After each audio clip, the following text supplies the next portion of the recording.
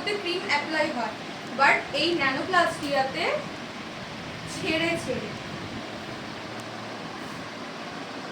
কেন বলছি, এইটা কিন্তু হেয়ার ওয়াশ করা হবে না, এর মধ্যেই চুলটাকে ড্রাই করে আয়রন করা হবে। এই দেখো, এইটুকুনি প্রোডাক্ট আমাদের পাতলা পাতলা সেকশন নিয়ে পুরো চুলে অ্যাবজর্ব করাতে হবে, ঠিক আছে? পুরো চুলের মধ্যে কিন্তু প্রোডাক্টটা অ্যাবজর্ব হলো, দেখে বুঝতে পারছো নিশ্চয়ই।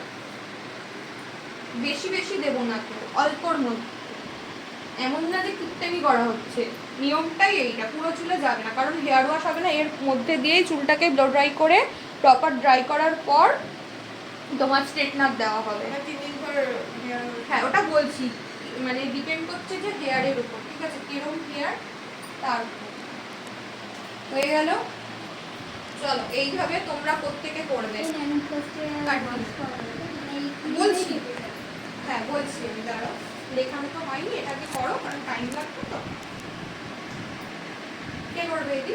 আর একটা কথা বলি, পুরো 20 মিনিট ধরবো, পুরো 20 মিনিটস বা 30 মিনিটসের মধ্যে ফুল হেয়ার কভার হবে। এই একটা দিকে 1 ঘন্টা ধরে টানবো একদম না, 4টে সেকশন পুরো 20, ওর যা চুল 5 মিনিট 5 মিনিট 5 মিনিট 5 মিনিট। হ্যাঁ, একদম পাতলা পাতলা করে সেকশন নিয়ে করতে হবে। করো। আরেকটা ব্রাশ আনো, ওই তো ওইদিকে একজন করবে সামনে